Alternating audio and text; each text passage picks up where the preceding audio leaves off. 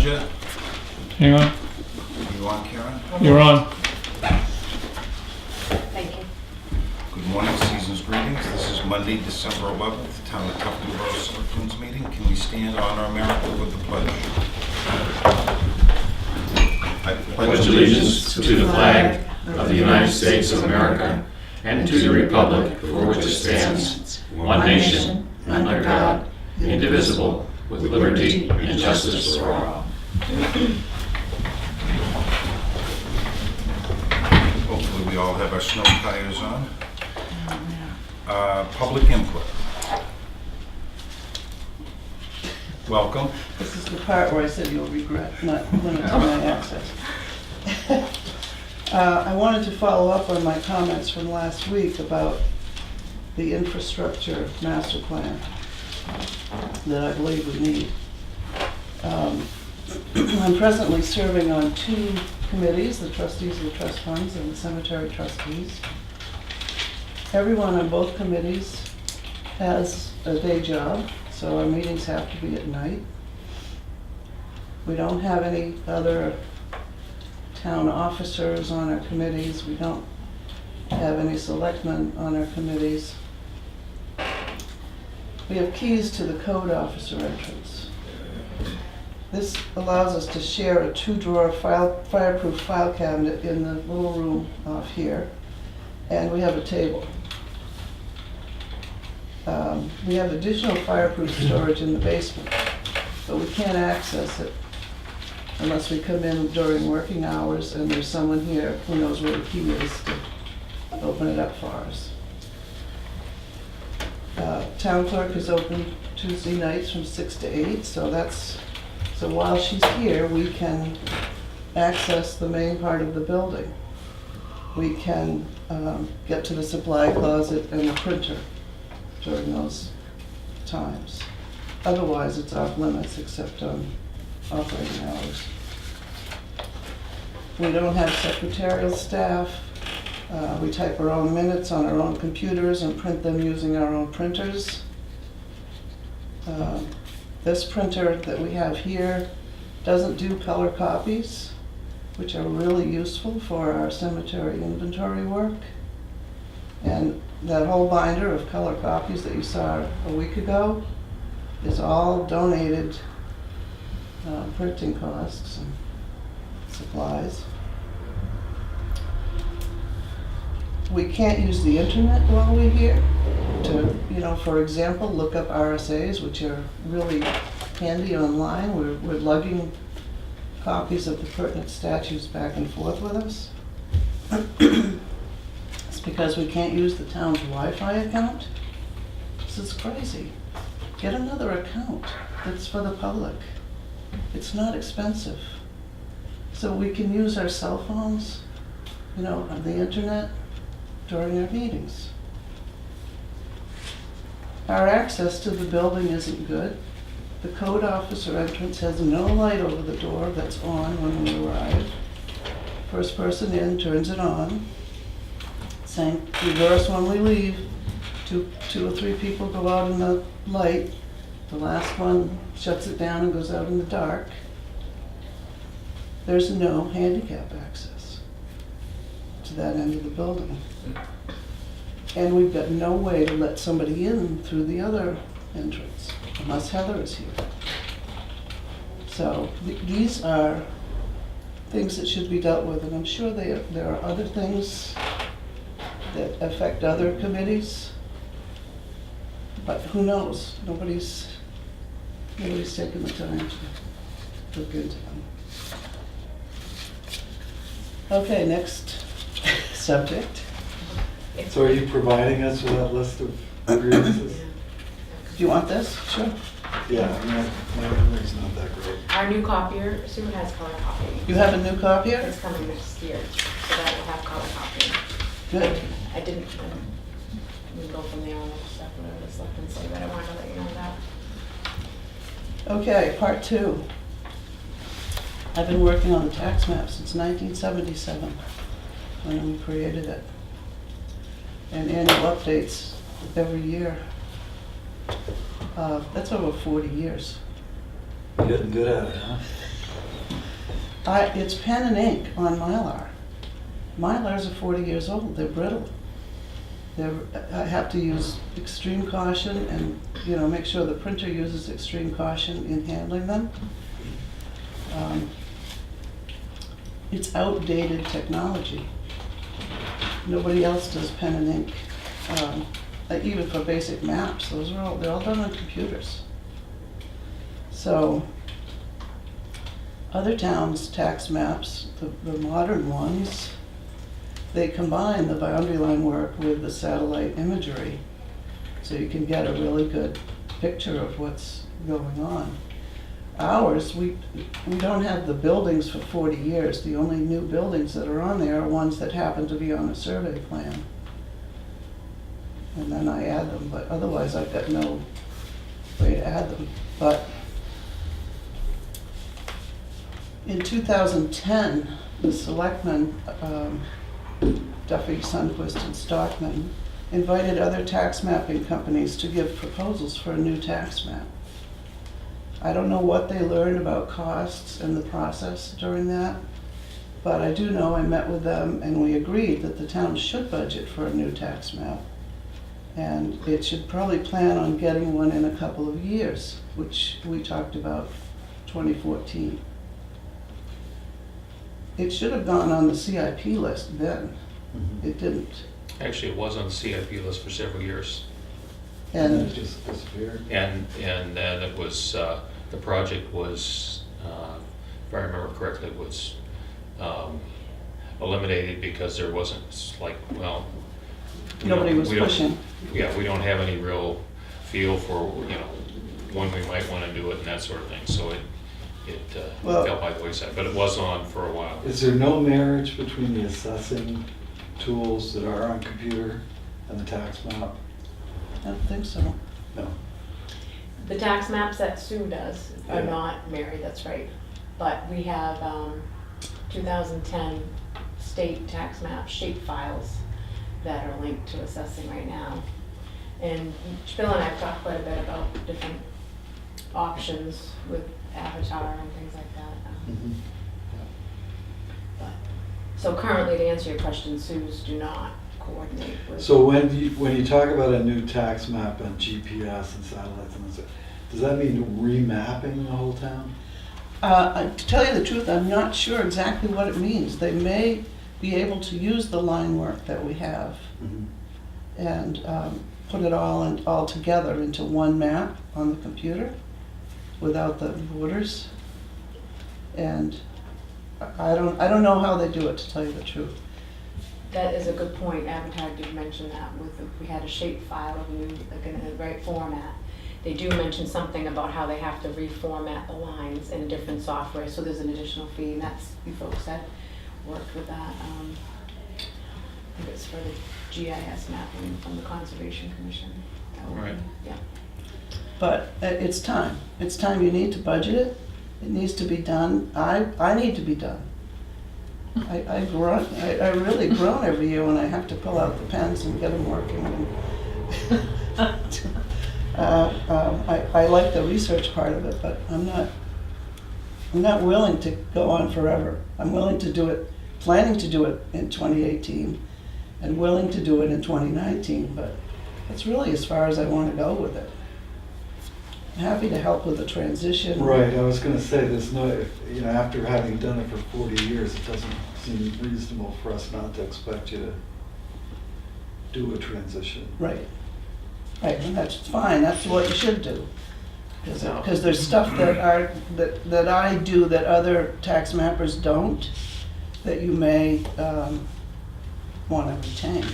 You may want to have the other tax mapper also do those things, which they don't normally do. Now Mark Howard got some update information from you, correct? That I think will allow him to bring what we have in the system up to 2017, up to the current year. I gave him some information. I don't know, I haven't talked with him to find out if he was able to use it or how. But the tax map is on the state plane coordinate system, which should be universal. it should be what the satellite imagery is tied into. So there should be some way to use the line work, convert it somehow. Okay, So we should revisit this tomorrow night, I would think. I mean, sure. the CIP is getting presented tomorrow. And we should talk about this. Because I don't know anything about it, Right. but you know that. And I don't know what the selectmen learned when, in 2010, when they talked to other mapping companies, whether they went so far as to get, Were you here, Karen? I was not. I only, So there's no historical basis? no, but might be a file somewhere. minutes. Okay. Yep. Well, All right. Well, you'll give her a thank- copy of that? Sue, thank you for Sure. highlighting Thank you. the issue. And And my obviously, husband thanks you. what's that? And my husband thanks you. Yeah, and obviously, it's a subject that needs to be revisited. My sense is that what I remember from whenever it was on as a project on the CIP before is it was a huge number. Right. And I've gotten the idea that it's not as huge a number now as it used to be because people have embraced the technology and the tools for working with it have become easier to use. Yes. And Right, there have been more players out there today that can do it, so it's not as specialized as it was a few years ago, and therefore the nut that we're going to have to swallow to get there is probably smaller than it was back then. I would hope so, because originally we had to fly it, we had to have special photography. And you'd like to think that they could use the satellite imagery. And after it's, Huh? Drones. What? after it's done, drone. do we hire a company that updates, or how do we do that? Yeah, usually the same company. Avatar does offer that. Avatar has They do offer that a service. division or subsidiary that does the do. There GIS are stuff. several. Yeah. Yep. I think it would be similar to the landfill monitor and Stantec. Those two marry up real well, you know, so whatever is needed, Stantec speaks their language. And Okay. Well, thank And you. you know, I can come in anytime and bring up other issues that can go in the master plan. 2 a day, that's it. Okay, all right. You're not getting more than that. Thank you. And Lloyd, Christie is sick, so she will not. On be the agenda, is this Christie. like for the next schedule? Yes. Thank you. Thanks, Sue. Christie is not here, so All we'll right, we're table that. canceling all this stuff. We canceled 2 now. Chief Thompson, you're up. He's not here either. No, he Yes, is. he is, he's right there. He doesn't show up in 10 seconds, I'm canceling it. Good morning, Chief. Good morning. Howdy, howdy. We're back on schedule. Yep. Just like that. Thank you. Thank you.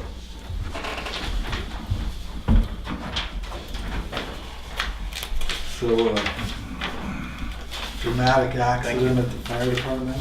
Yes. Did everybody survive? okay? Simulated. Everyone survives. Good, okay. We'll tell you next week after we extricate the patients. Well, I'd leave them in for a week, and they stew everywhere. Currently, we've done 220 fire calls, 284 EMS calls, 57 service calls, 28 special details, total of 589 for the year, 33 gas furnace inspections, 10 oil burner inspections, 5 wood/pellet stove inspections, 19 life safety inspections, totaling for 67. We've had a staffing change as far as the department. Chris Brewster, who joined the department in 2012, and Tyler Brewster, who joined the department in March of 2013, have left the department. The exit interview was conducted with Chris, changes in jobs and time away from family played a huge part in their departure of the department. I'd like to thank both of them publicly for their commitment that they gave the department. As chief, I would have both of them back if anything changed with their commitments in the future. Can I ask you a question, Chief? Sure. In the past, the selectmen have sent letters to members in good standing who left just to say thank you. Is that appropriate? That would be fine. And I can get the proper information to whoever needs. I've worked with both of them, and they're good people. We've gone through training files, calls, and related functions with the department, and letters have been sent out to members who we have seen limited hours or no hours in the past 4 years, and contacted them in reference to the status as far as the department. We're waiting to hear from one member that a certified letter was sent out after we've heard nothing. This isn't something that's just with our department. It's common across the country as far as fire department members. It's obviously taking more time away from people to be certified and to keep up with their certifications. And a lot of people are leaving the fire service and because of that, or just not getting into it because it's taking so much to get to that point. We find that a lot of our members, obviously they travel out of town or they work for more than one job to support their family and make a living. So their time is much more limited. We're lucky to have a few people that are self-employed or a few people that work for larger city departments, which gives them more time when they're off, if they're not working a second job, to be part of our department. So that is an ongoing thing with us. The department was reviewed by ISO, and there's a brief description of what ISO is next to it. And we used to be a rating of a 6 and an 8B.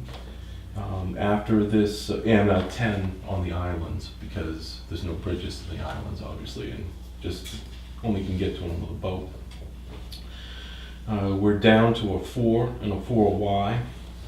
Through the review, they found, as far as with the upgrades that we've had to apparatus, buildings, the buildings being within 5 miles of most of the town, that our ratings have gone down, which hopefully will, when people's insurance comes up for renewal and they check with the departments, that they'll see that that has changed. It's not going to be a dramatic change, but in a lot of cases it's like $35 or something like that. I had an insurance agent tell me that when you go down a couple of points, it's $35 a building on their property. So now that's not much if they're adding a bathroom, but Right. it makes a difference. The department's reviewed every 3 years. We try to have all the records and things in place and ready to go for when they come up to do those reviews. So kudos to the town as far as keeping the apparatus and stuff where it should be to get those points. So then they'll be back in 2020? Yes. Department has been working with Matt Young of 146 Mountain Road to install a dry hydrant in the new fire pond that was constructed on his property. Mr. Young has also received a permit to construct a pull-off in the area where the fire truck would have to attach to the dry hydrant, so that that he can put in a gravel base so that we're not sinking in for that. This fire pond is going to give access to water in the area of 171 that we haven't really had year-round. So that'll be a terrific addition to our resources in that area. The department will be training with New Hampshire Fish and Game and West Ospey Fire Rescue Department on January 6, 2017. New Hampshire Fish and Game Lieutenant Wayne Sanders contacted our two departments to see if we could train in advance of the upcoming season as far as fishing and things like that, where last year was such a busy time. This all will depend on whether or not there is actually ice out there for us to operate on. And it probably will take part in Tufton Borough, unless they have a better location as far as the training. We'll keep you updated for that. And it actually gives the three different departments, you know, we can see what each department has, Fish and Game and West Ossipee, as far as our limitations and what we have to work with for when we're called on between the two departments. Usually what happens with, if we go out on something in our town, West Ossipee is automatically notified and started out because they're the only other department with the airboat. If something goes wrong with us, then they're the people that are gonna be coming to get us, and vice versa. We go out. If they get called out to a call, we get started that way. Now, Fish and Game has an airboat too, correct? Yes. And if I remember correctly, they were keeping it staged down in New Hampton? Yep. Is that And still it's true? still there. Yep. So we're going to try to, as you can see, have a little better knowledge of each other this year. So if something does happen, that we can draw off the different resources. Well, certainly, if I remember correctly from last year, that the any delays in contacting us, for instance, Right. for service, It makes it that much more difficult to conduct a rescue as opposed to a recovery. Minutes count Yeah. in that is for sure. The Tufton Borough Firefighters Association has received a donation of a 2017 coastal inflatable rib boat with a low right 14F 100 galvanized trailer and a 8 horsepower Honda outboard and a 2 horsepower Honda engine with a custom cover. This value of the donation from Melbourne Village Marina is $9,485. If accepted down the road, it will replace the 1972 14-foot Boat 3, which is housed at the Melbourne Village Station. We use this on the smaller lakes and ponds that we have in town. We have quite a few different areas. The boat originally was donated in memory of Arnold Riddlin, who was the grandfather of Deputy Chief Richard Piper. The stipulation on the donation of that 1972 boat was that it went back to the family or was returned upon replacement. I am going to go through to make sure that we have all that paperwork, so everything's above board, that you have that in front of you. It's my understanding at a certain price that to be able to accept you have to have it advertised in the newspaper for a certain period of time and things like that. The price limit, was that $5,000? I believe so, but I can look into it.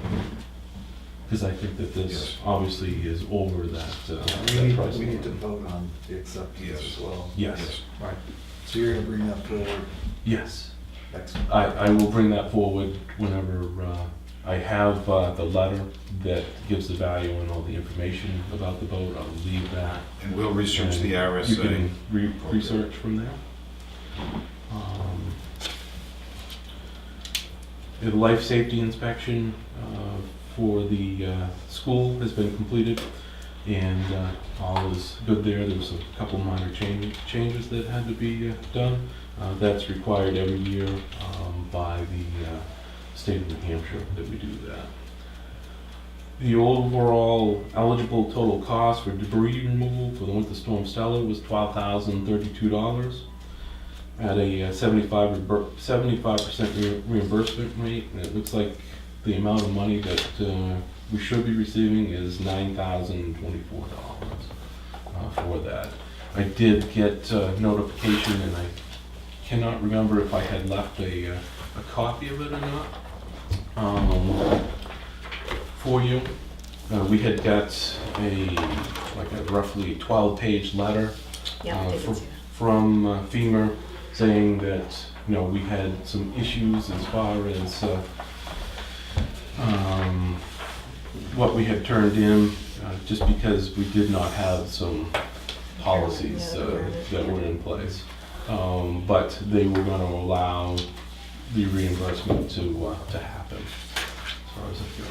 And I will leave another copy if you don't have a copy of that. I do have that, thank you. There is no set time on when they're going to award that money. I'm sure that the road agent and whatever would like to have that back.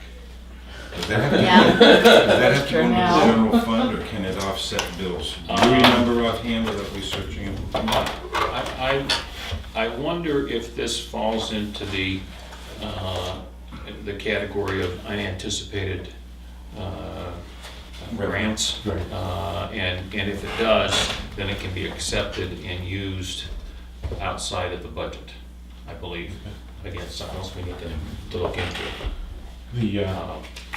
The paperwork for just that one thing is that. Welcome to the federal To government. try to get Wow. $9,024 back. Thank you for your vigilance.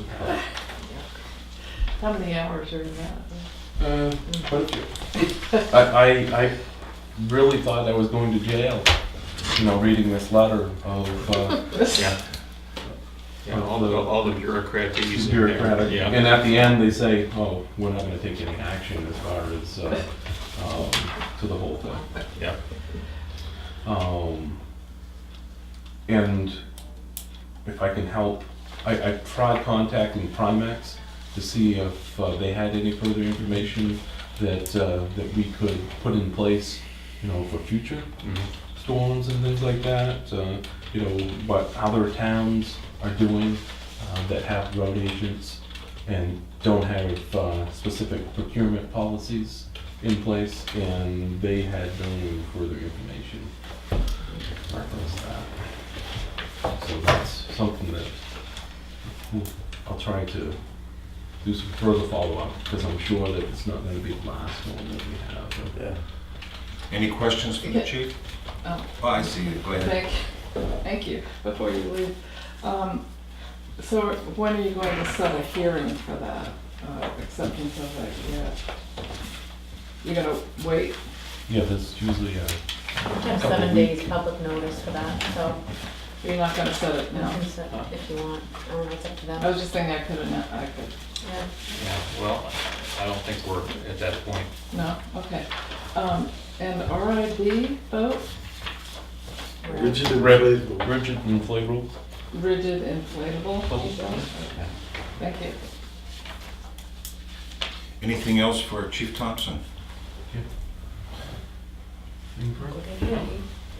You and your department, family, have a nice holiday. You as well?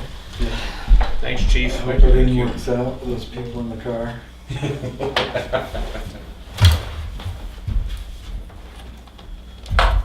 If you get any concerns or questions about that, just let me know. We'll address it as far as having those vehicles in the parking lot. Thank you.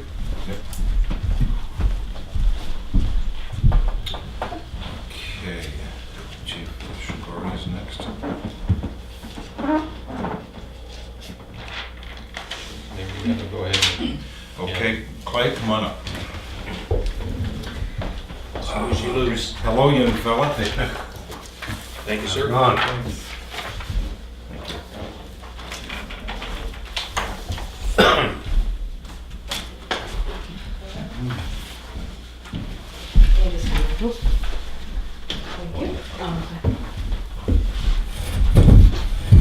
the monthly totals for November was 8 solid waste containers 11 CD containers and 3 plastic containers, about average, for what we've been doing.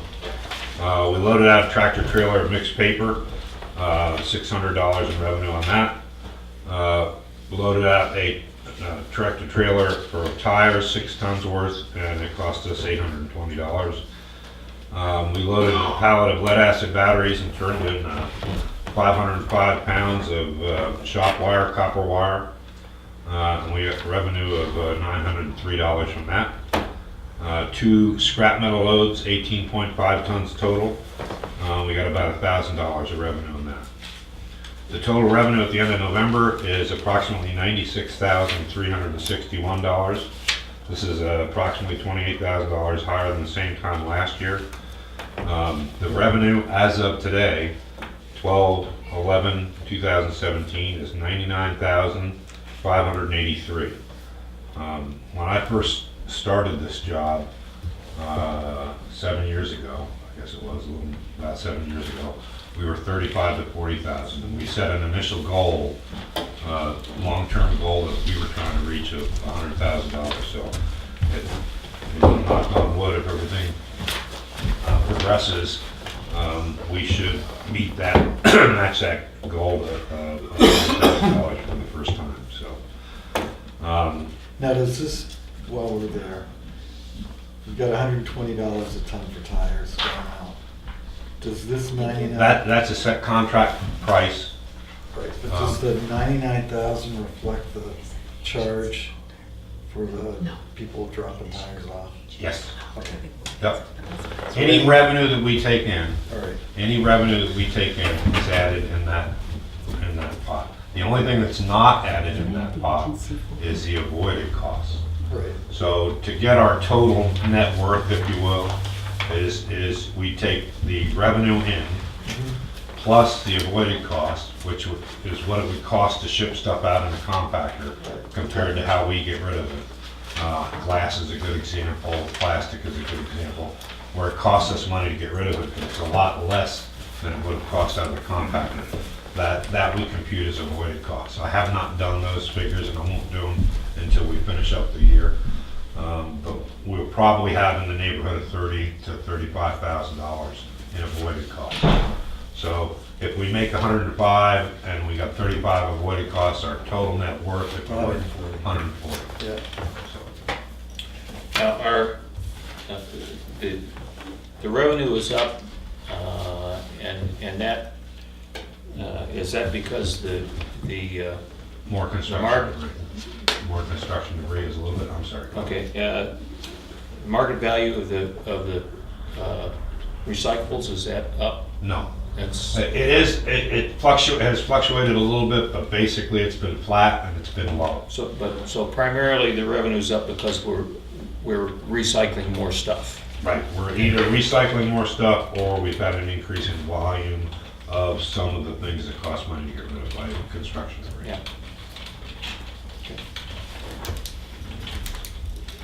The holiday schedule that was proposed is fine by us.